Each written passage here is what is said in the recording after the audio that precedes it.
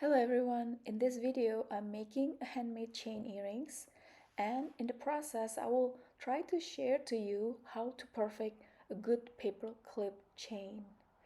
This requires a soldering skill. If you are new to jewelry making, it might take longer, but take courage and let's add this skill into your repertoire. For this project, I am using the smaller wire gauge, so 20 gauge sterling silver wire. I take my flush cutters, or any wire cutters will do, cut 2 of 8 centimeter each.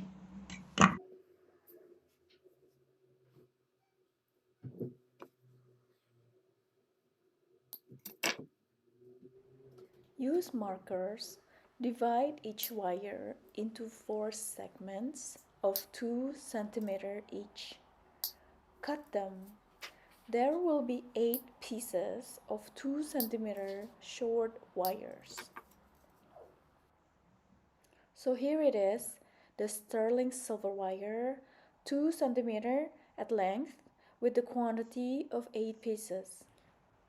Now, using the 3 steps pliers, the smaller on this one has 5 millimeters in diameters. Make a circle.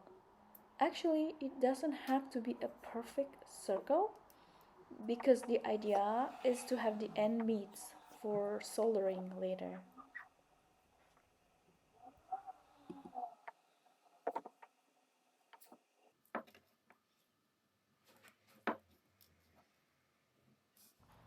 Okay, now let's get serious. Here I move to my working bench and start opening the circles.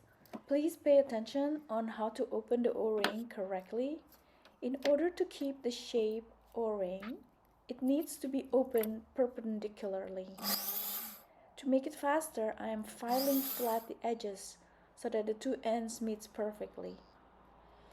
And please don't worry about the power tools. You can definitely use any file or low-grade sandpaper.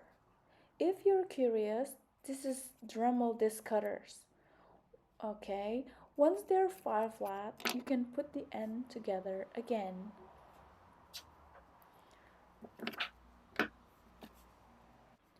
A very important thing to know, the edges that are already flat right now, it needs to meet completely, and please make sure there is no gap.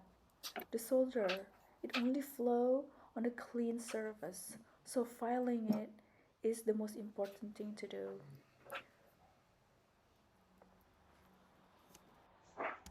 These are 1 centimeter each of 20 gauge wire that I will use for the earrings post. So I'm also filing on the edge of this. Right now I'm prepping the pieces for soldering. First, I put them into the borax and water solution. This slime acts as a flux, creating a barrier that reduces oxygen from reaching the heated metal, thus less fire stain. If you notice, I only put half the amount of O-ring, which is 4 pieces, and 2 of the ear stud pieces to solder. Next, I'm taking the solder bits, which contain 82.5% of silver. It is also called hard solder. I bought them from the silver suppliers in the big sheet and cut them into small pieces, piece by piece. What you see in this tiny jar is a pre-cut hard solder. For this work, make sure that you choose the smallest cut. Put this tiny cut in the seam that you want to solder. It can be below or on top. The idea is when the pieces are fired, the solder bits will melt faster and flow into the seams of the pieces. When everything is all set, turn on your torch. I call this a creme brulee torch, and start firing. One very important tip for the beginner soldering, you need to point the torch to the pieces, but don't do it laser focus. I'm aiming the fire only 50% of the time, so this poor silver would not melt altogether. Watch closely to the item. Once there is a melting sign, point the torch away. for a second and point back to have the solder flow completely.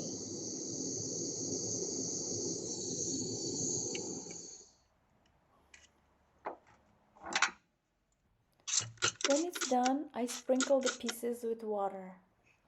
Now let's carry on. While the items cooled off, I take one of the O-ring and shape them into a paperclip shape by stretching it using round nose pliers. Here I am adjusting the shape. You can do the same. And do so with the other 3 O-ring. Now assuming that all the 4 O-rings are soldered successfully, I'm carrying on to the next step, which is I'm going to take one of the unsoldered O-ring. I open it perpendicularly and slip on 2 of the already soldered and already shaped into paper clip ring. Close it back and make sure the 2 edges are touching. Install the O-ring on the lock tweezer that is mounted on the 3rd hand. Apply the borax water solution. This time, for soldering, I will show you another way how to melt the solder first.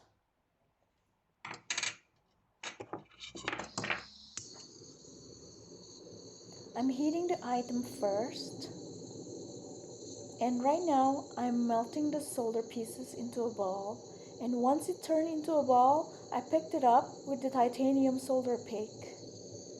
Still firing, I slowly bring it to the seam of the O-ring and watch the solder melt for the 2nd time and flow through the seam.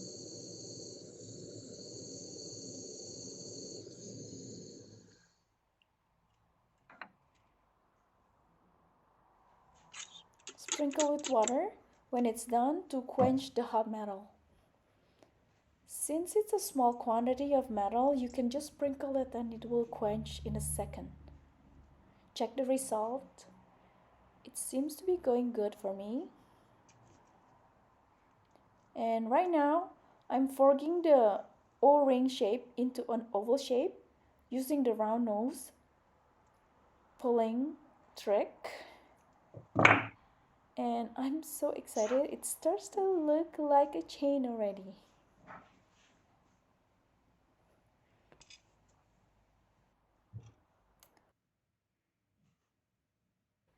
Now this is somewhat the same thing as the previous soldering work. The difference is this time I slip on the O-ring on the one extreme paper clip, and the ear stud needs to be soldered onto these pieces. So I'm tackling 2 works in one fire. One is to close the seam and another is to install the ear stud. Now pinch the ear stud on the lock tweezer and install it perpendicularly on top of the seam of the O-ring. You would want to put a small tension on the piece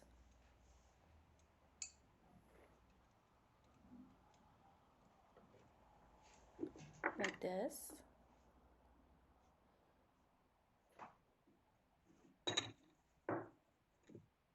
And I forgot to put on the flux, so I dismantle the work.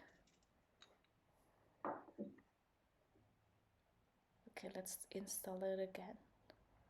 Slowly, some tension, and let's fire.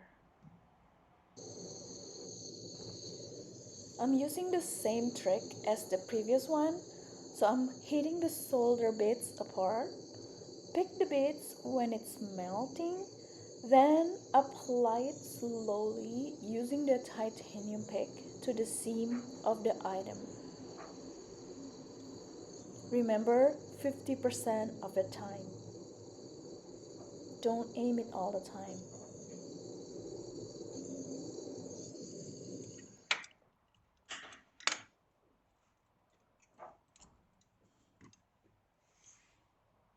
Now it's check time.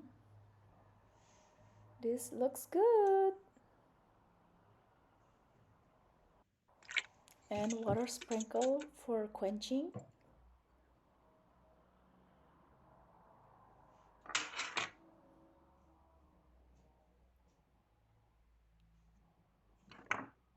Now I'm stretching the circle to make it into oval shape.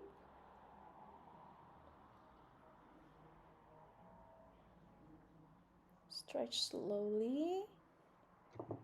Now this is gorgeous. I like it. After all the soldering work's done, I can put them into the pickle bath. The idea is to strip off the nasty stains that happen to the silver during the soldering process. This is a very biological solution for the pickle bath that I have learned from a friend. It's just citric acid and warm water. That's it. Right now, I'm fine tuning the wonky shapes of the chain parts. I'm also checking the solder works, of course. And since the sold earrings are listed as flat chain, then I need to flatten each chain using a hammer. One more time, you guys, you don't hear any of the tapping sound because my daughter is now practicing her French horn on the side.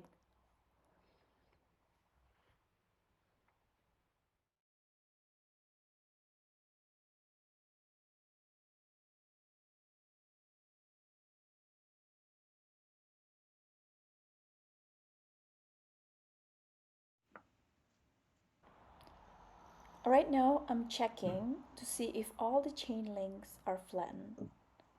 I see an uneven links due to the soldering works earlier. I will file these off with the sandpaper.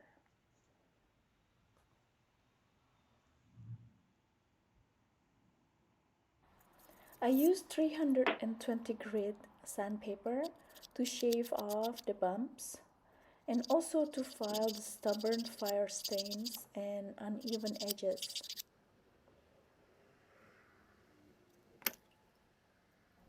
For the tight spaces, I use a thin file.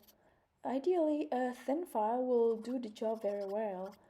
Meanwhile, I also fine tuning the link shape. I couldn't seem to make myself satisfied with the shape of the link.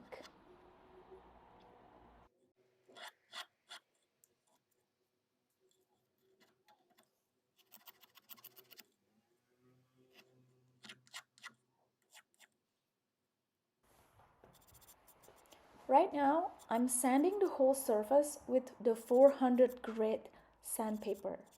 Eventually, these chains will need to be buffed through the 600 grit sandpaper to even out the surface. So ideally, they need to be grinded from 600, then move to 800, then move to 1000, then move to 1500, and eventually the smoothest of all, 2000. However, be careful. Depends on the brand that you buy. These numbers might mean differently, so please pay attention to it. If you want to skip this step, then you can perhaps skip the 1000 grit and went straight to 1500, then 2000. Depends really on how smooth the surface of your silver. So this is the last grit sandpaper, is the smoothest one. Beautiful. I forgot to harden the stud, so let me do this real quick.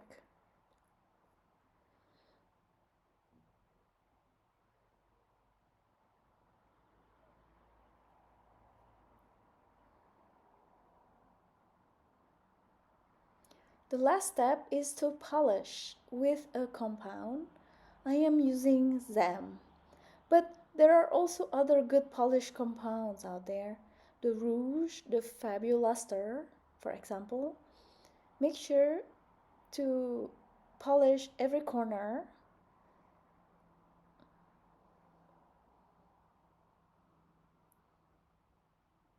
to make it shiny.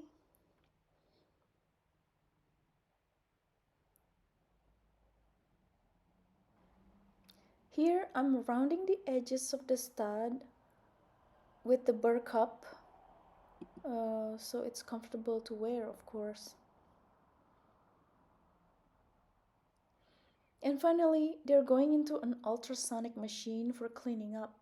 You can also clean it up with the brush and soap. So I would like to know now, what do you think? Is it a hard project? This is the result when they're ready to ship, but let me show you how it looked like when it's worn. I really hope that you get something out of this demonstration and can eventually make this handmade chain earrings by yourself. If you have any questions, you can leave it on the comment below. Thank you for watching. Don't forget to like this video and follow my channel. Until next time, goodbye.